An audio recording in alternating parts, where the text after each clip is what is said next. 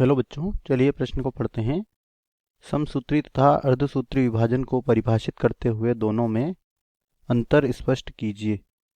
तो बच्चों, हमें यहाँ पर समसूत्री और अर्धसूत्री विभाजन की परिभाषा और इन दोनों में अंतर बताना है। तो चलिए बात करते हैं इस प्रश्न की मुख्य अवधारणा। इसमें हम सबसे पहले बात करेंगे समसूत्री विभाजन की परिभाषा की, कि समसूत्री विभाजन की परिभाषा क्या होगी। तो बच्चों, कोशिका विभाजन का वह प्रकार कोशिका विभाजन का वह प्रकार या कोशिका विभाजन की या ऐसा कोशिका विभाजन जिसमें गुणसूत्र के द्विगुणन के पश्चात क्या होता है, गुणसूत्र के द्विगुणन के पश्चात केंद्रक का विभाजन इस प्रकार होता है। केंद्रक का विभाजन इस प्रकार से होता है कि पुत्री कोशिका में गुणसूत्रों की जो संख्या होती है, केंद्रक का विभाजन इस प्रकार से होता है कि पुत्री कोशिका में गुणसूत्रों की संख्या मात्र कोशिका में उपस्थित गुणसूत्रों की संख्या के बराबर रहती है। मात्र कोशिका में उपस्थित गुणसूत्रों की संख्या के बराबर गुणसूत्रों की संख्या के बराबर रहती है। इस प्रकार का कोशिका विभाजन समसूत्री विभाजन कहलाता है। अब हम बात करते हैं यहाँ पर अर्धसूत्री विभाजन के प्रकार की। तो बच्चों, अर्धसूत्री विभाजन ऐसा कोशिका विभाजन होता है जिसमें कोशिका द्रव्य तथा केंद्रक का विभाजन दो बार होता है।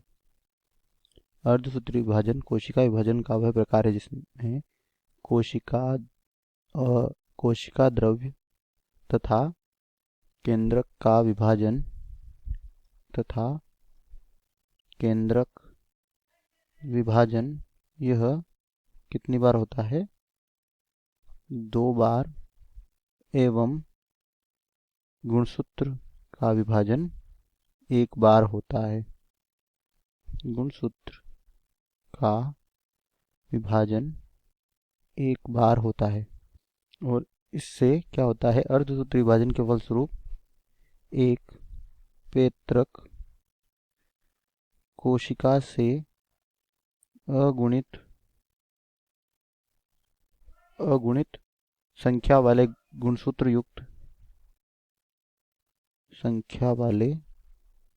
गुणसूत्र युक्त चार पुत्री कोशिकाओं का निर्माण होता है। चार पुत्री कोशिकाओं का क्या होता है, इसके दौरान निर्माण होता है। इसे कहा जाता है अर्धसूत्री विभाजन। अब हम बात करते हैं समसूत्री विभाजन और अर्धसूत्री विभाजन में अंतर की। तो बच्चों, समसूत्री विभाजन और अर्धसूत्री विभाजन में अंतर निम्नलिखित हैं। तो बच्चों, सबसे पहला अंतर है कि जो समसूत्री विभाजन होता है यह कायिक कोशिकाओं में होता है। जो कायिक कोशिकाएं होती है इनमें समसूत्री विभाजन होता है। और बच्चों, जो जनन कोशिकाएं होती है इनमें क्या होता है, अर्धसूत्री विभाजन होता है। समसूत्री विभाजन जो है यह किस में होता है, यह द्विगुणित तथा अगुणित कोशिकाएं जो होती है उनमें समसूत्री विभाजन होता है, जबकि अर्धसूत्री विभाजन केवल द्विगुणित कोशिका में होता है। इसके बाद तीसरा, समसूत्री विभाजन के फलस्वरूप दो पुत्री कोशिकाओं का क्या होता है,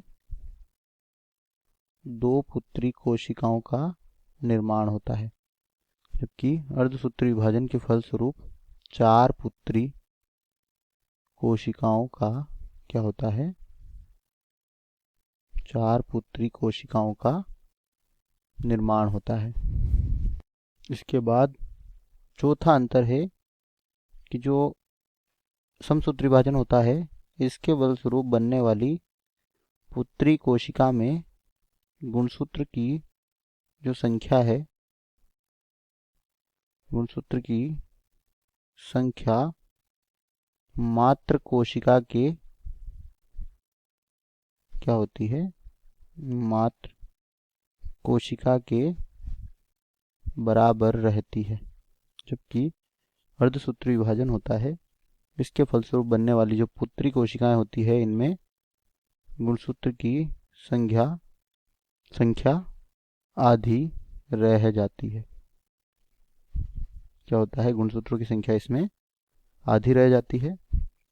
और पांचवा अंतर है कि जो समसूत्रण होता है यह वृद्धि और मरम्मत और घाव भरने में क्या होता है, घाव भरने में सहायक होता है, जबकि जो अर्धसूत्री विभाजन होता है यह लैंगिक प्रजनन हेतु